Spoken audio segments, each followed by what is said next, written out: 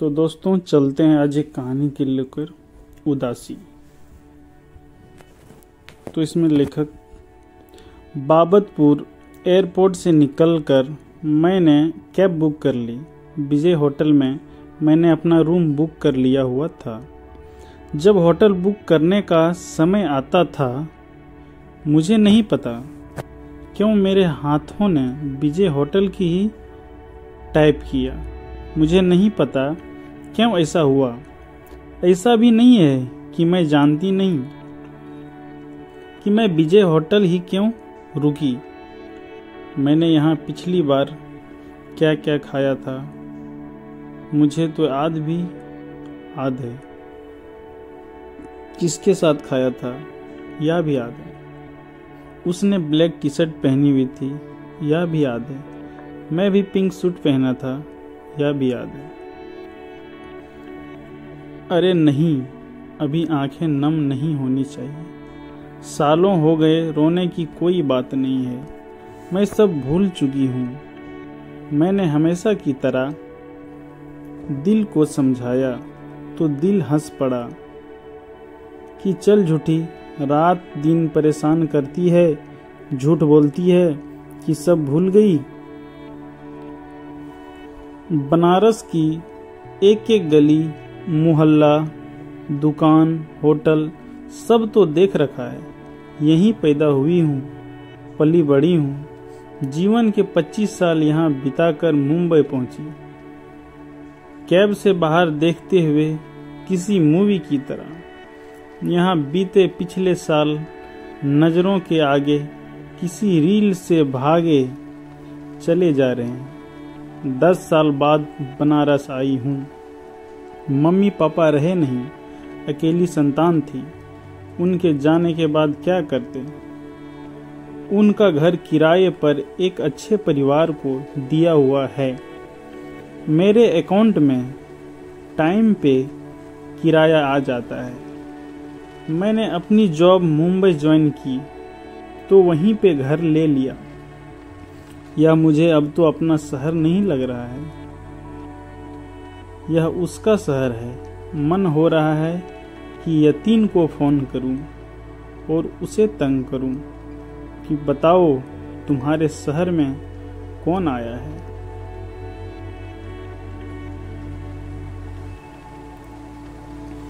दुनिया में एक अकेली लड़की के लिए माता पिता के बिना जीना, खुद को संभालना, उस पर यह कमबख्त इश्क बहुत ही डेडली कम्युनिकेशन है। वजूद की धज्जियां बिखर जाती है। पीछे बैठे बैठे भी पता रहता है कि कैब ड्राइवर बीच बीच में आप पर नजर डाल रहा है। मैंने बड़ी होशियारी से अपनी आंखों साफ की। हम लड़कियां इस हुनर में कमाल हैं। हम ना चाहे तो कोई भी हमारे दुख का अंदाजा नहीं लगा सकता। हर नारी में एक अभिनेत्री छिपी होती है।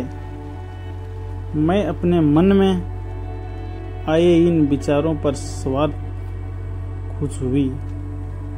यतीन क्या कर रहा होगा? क्या शाम को सुबह की शादी में आएगा? आज सुबह की शादी है। सुनील की बहन सुबह जो हम सब से छोटी थी। सुनील के पेरेंट्स नहीं है। सुबह हम सबको अपने बच्चे जैसे प्रिय है। सुनील के बुलावे पर सब दोस्त आए। सुबह की शादी में आ रहे हैं। सब अपने परिवार के साथ होंगे। मैं ही अकेली आई हूँ। मैंने शादी नहीं की, अब तो 35 की हो रही हूँ। कर नहीं पाई। यतीन के बाद मन को कोई भाया ही नहीं। धोखेबाज यतीन, मतलबी यतीन, फायर यतीन। मैं ब्राह्मण वह कश्यप। पेरेंट्स ने घुड़की दी तो मेरे साथ किए। इश्क मोहब्बत के सब वादे भूल गए। शादी करके बच्चे पैदा करके ऐश कर रहा है। कायर कहीं का अड़ नहीं सकता था। मैंने उसे हमेशा की तरह जी भर कर कोसा, फिर दिल से कहा, अच्छा ही है मुंबई में अकेली मस्त जी रही हूँ। पर दिल ने फिर तुरंत कहा कि चल। पौन घंटे में होटल पहुंच गई। काफी अच्छी सड़कें बन गई। होटल पहुंचकर मैंने सुनील को फोन किया। उसने अपनेपन वाले गुस्से से कहा, घर होते हुए होटल में रुकने की तेरी हिम्मत कैसी हुई? कोमल, तू होटल से अभी निकल और सीधे घर पर आ। सुनील, अब तो मैं थक गई। फ्रेश होकर आराम करना भी लेट गई। शाम को मिलते हैं, थोड़ा सो लूं। असल में मैं कल भी ऑफिस से घर बहुत लेट आई। सॉरी, शाम को आता हूं।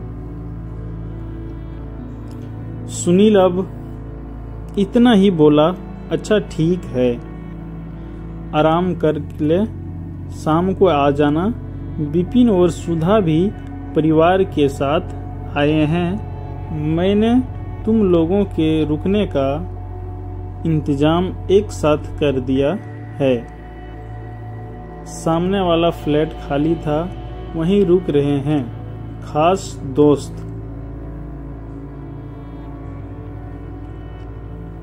सुनील मेरा बहुत ही खास दोस्त रहा है।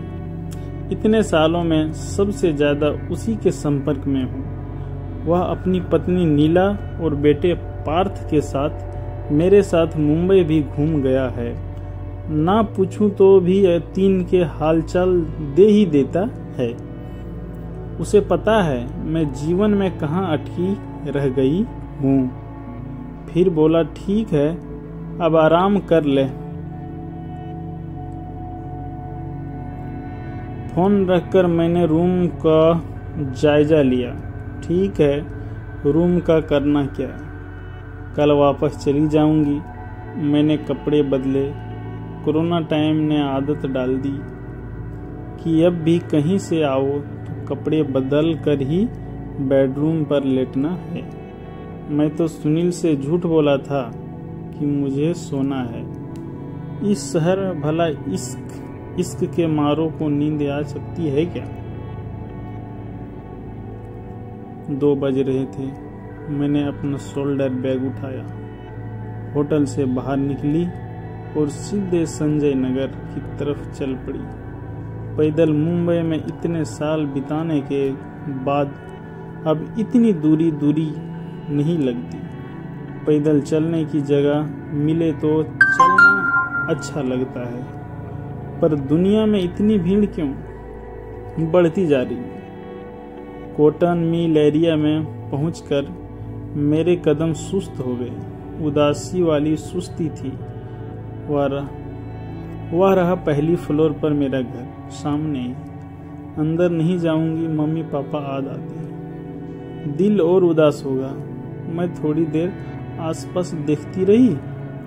सब नए चेहरे ही आते जाते दिख रहे थे। चौराहे का गुलमोहर का पेड़ नहीं बदला था। मैं उसके पास जाकर उसे छुआ। एक दिन अतीन और मैं तेज बारिश में यहीं खड़े हुए थे।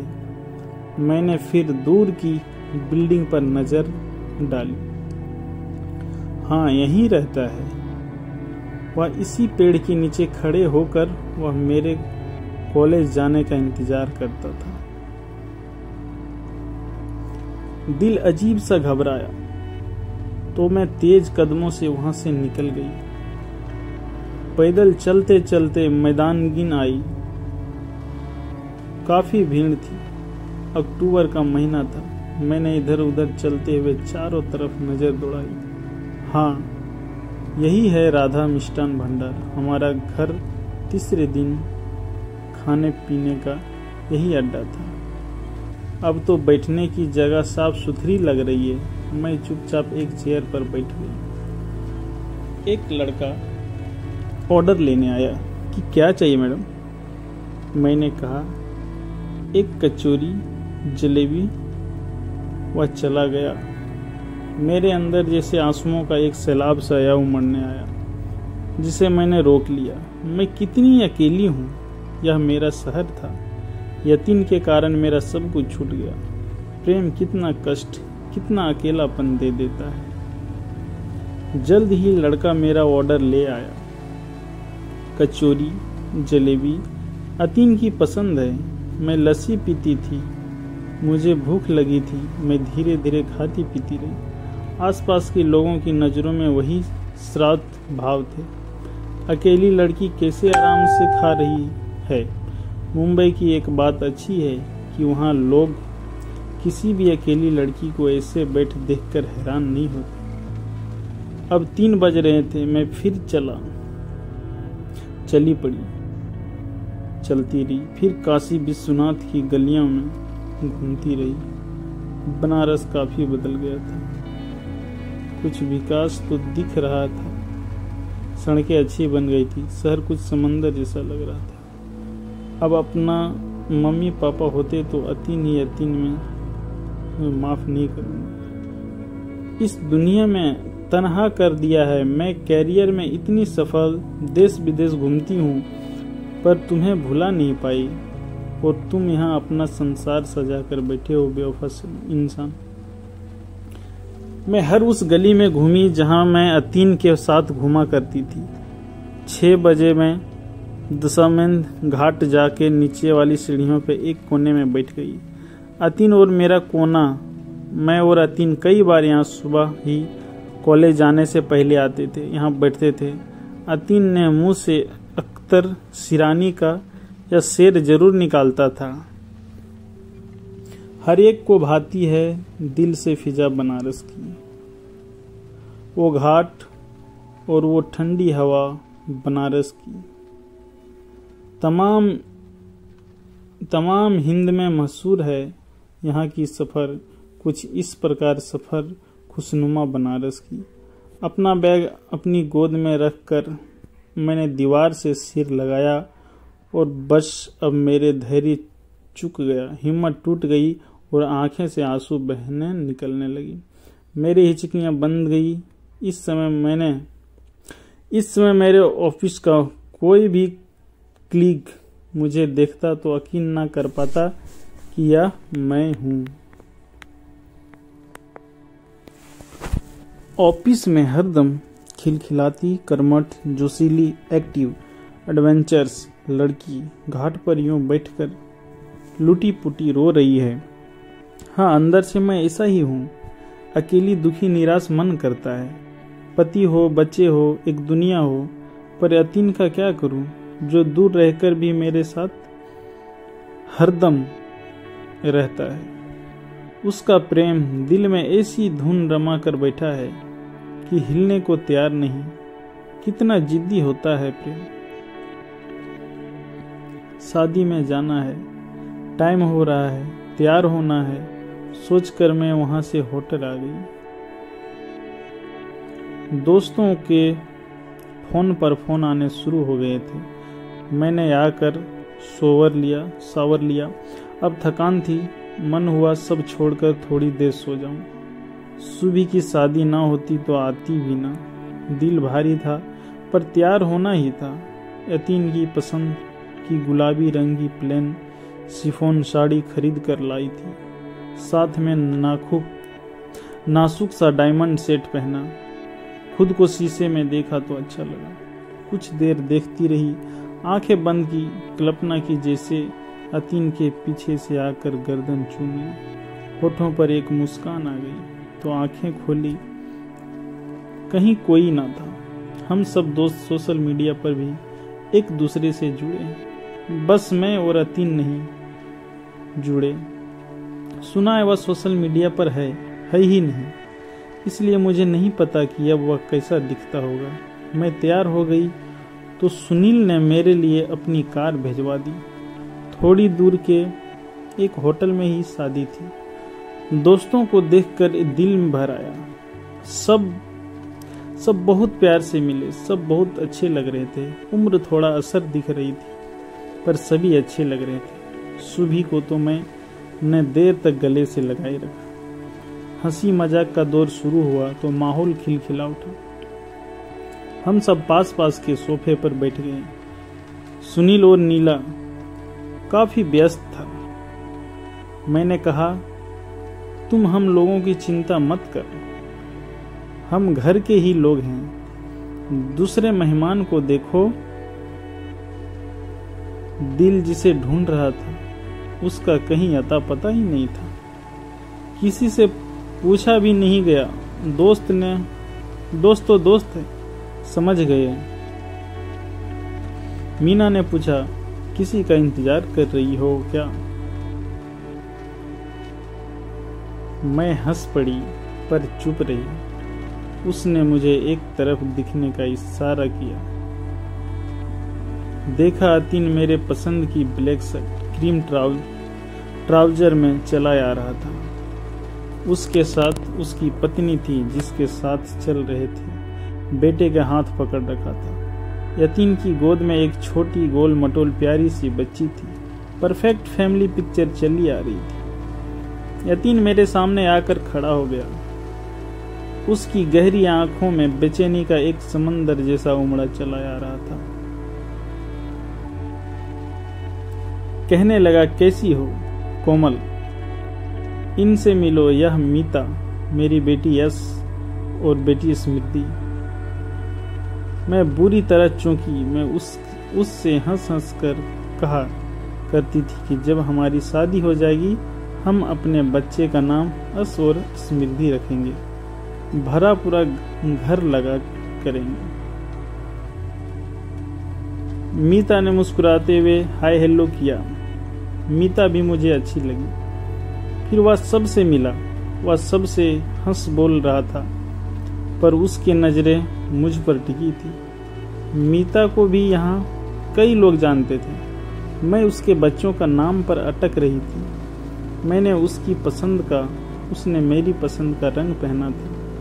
वह कोशिश कर रहा था कि उसकी बेटी उसके गोद से थोड़ी देर उतर जाए। मीता भी कोशिश कर रही थी कि उसे गोद में ले लें। फिर सब इस बात पर हंसने लगे। यतीन बताने लगा, यह मुझे छोड़ती ही नहीं है। जितनी देर घर पर रहता हूँ मुझसे पूरी ड्यूटी करवाती है।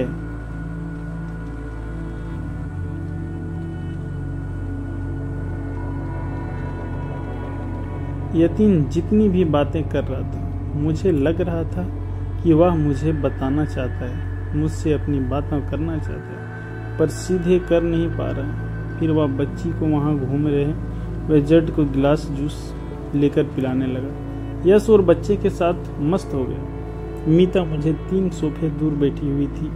स्नैक्स चलते रहे। अचानक अतीन उठकर खाने पीने के स्टाइल में एक चक्कर लगा कर आया और कहने लगा, टमाटर चाट भी है, जाओ खा लो। मेरा दिल जैसे थमने को हुआ। उफ, यह आज भी नहीं भूला कि टमाटर चाट मुझे इतनी पसंद थी कि मैं रोज खा सकती थी। मैंने उसके आंखों में देखा, जवां चुप रहे। आंखें कितनी बातें कर सकती। इस पल जाना और जो उस पल की नजरों को कहा, मेरा बेचैन दिल शांत होता चला गया। हाँ, मुझे भूल नहीं पाया था। उसे भी यह याद आता रहा। फिर बोला, कल शाम को कितने बजे की फ्लाइट है? मैंने कुछ नहीं कहा। थोड़ी हैरान सी थी। उसे पता कि मैं कल ही जा रही हूँ। मेरी खबर रखता है। आज दिन भर क्या किया? सब पुरानी जगहों पर अकेली घूमी। मुझे भी बुला लिया होता। आदत है मुझे, इसी बात का तो दुख है।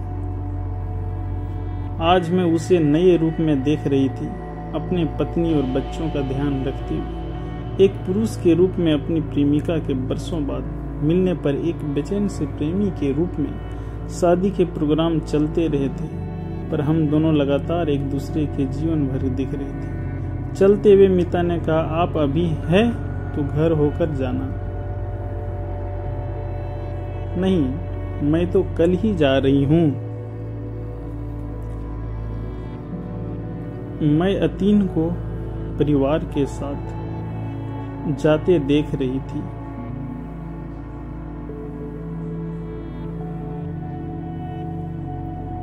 अचानक वह पत्नी को वहीं छोड़कर जल्दी जल्दी चलकर वापस आया। पूछा, अब कब आओगी? मेरा मन हुआ कि मैं उससे लिपट कर रो लूं, सब भूल जाऊं, मगर मैंने बस ना में गर्दन हिला दी। वह सुस्त कदमों से लौट गया। कैसे कहूं अतीन, तुम्हारे शहर में आना इतना आसान नहीं है।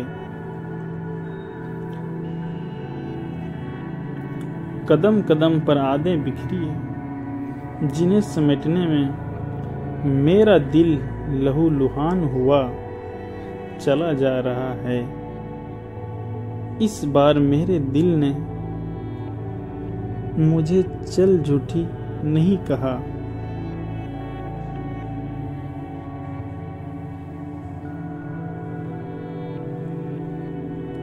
तो दोस्तों, आप सभी को कैसी लगी यह स्टोरी या एक प्रेम कहानी, तो हमें ज़रूर बताएं।